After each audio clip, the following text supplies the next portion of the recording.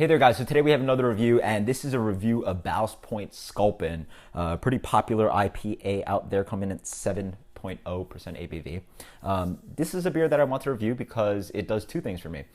Recently I've been reviewing a lot of inaccessible East Coast IPAs, or double IPAs, and I thought it'd be great to review a West Coast one, but also an accessible one. So yeah, hopefully you guys get distribution of this. This beer was one of the first beers to get me into IPAs. I used to be a big fan of this beer and haven't had it recently, so let's dig in. By the way, there's an awesome video. If you want to click on a link below, I'll post you guys to a link. And it is basically a video with a brewer, and he basically shows you how he's brewing the beer in their facility, and super cool.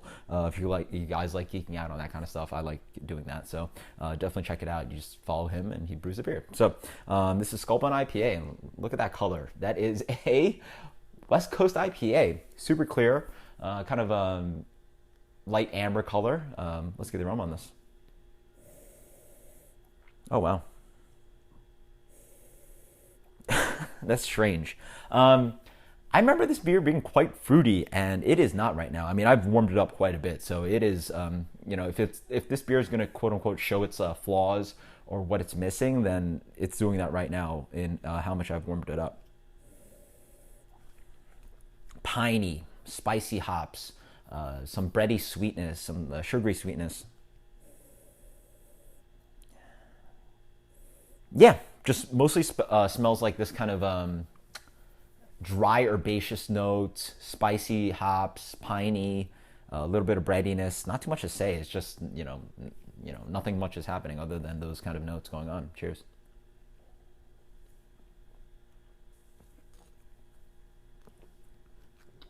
All right. Does show itself more on the palate.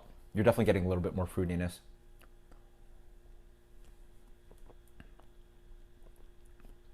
This might be a beer that you need to chill. Wow. Or chill to a good amount. This right now is, I would say, definitely not room temperature. So it's probably around 50 or something like that. Maybe, yeah, maybe 55. Really, not too much fruitiness going on, just like the aroma. Up front, big smack of bitterness. Earthy, spicy bitterness. Underlying it, you get a little bit of tropical note. It's actually accentuated by the sweetness of the beer. The beer does have a reasonable amount of sweetness, but not too cloying. It does accentuate this kind of grapefruit, slight tropical kind of note. Yeah, it's a nice kind of underlying kind of like orange quality, pineapple, hint of mango, a little bit of grapefruit zest, and the sweetness does help you get that sense of the fruity quality. A little bit of chewy breadiness in the middle, good amount of malt, lingering malt, and then on the back end, the beer is it doesn't seem too bitter at first, but then you do get a lingering aftertaste of kind of pininess, good amount of resin.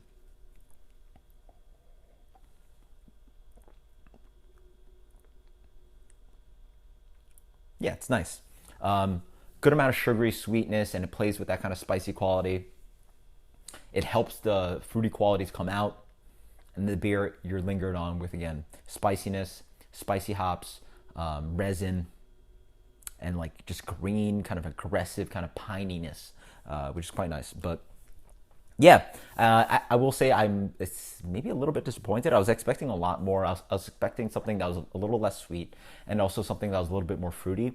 But it seems like maybe these West Coast beers, or some of these West Coast beers, need to be chilled a little bit more, because as they warm up, they sort of reveal their sweetness and their breadiness, and you're not really getting the other hop notes because the malts are sort of dominating them. By the way, this beer is super fresh. If you guys don't know how to read this label, hopefully I can show you right here. I don't know if you guys can see that, those few numbers over there, but if you buy some Sculpin, definitely look at, if you buy a bottle, definitely look at the right here. And basically this bottle right here says SC 971, which I don't actually know what that means, as the first row. The second row is what you want to look for. It says 15240 on this bottle. So 15 is the year, so the first two digits. So you definitely want, a bottle says 15 instead of 14 or something like that. And then 240 is the Julian date. So basically you count from the first day of the year to 240, and this bottle is less than a month fresh. And For New York, I actually don't believe you can get it fresher than that. So this is a bottle that's super, super fresh. No issues with that. And it is just not popping for me. It's really nice and drinkable. But yeah, just not really doing much. You get now as I'm drinking it more, you get a decent interplay of the fruitiness and the pininess, but it is reasonably sweet and bitter as well. So I just wish it was more aromatic, had a little bit more poppy and popping juiciness up front.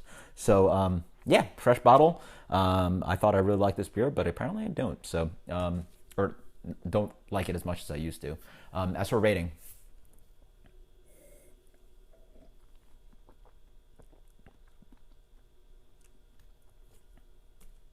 92.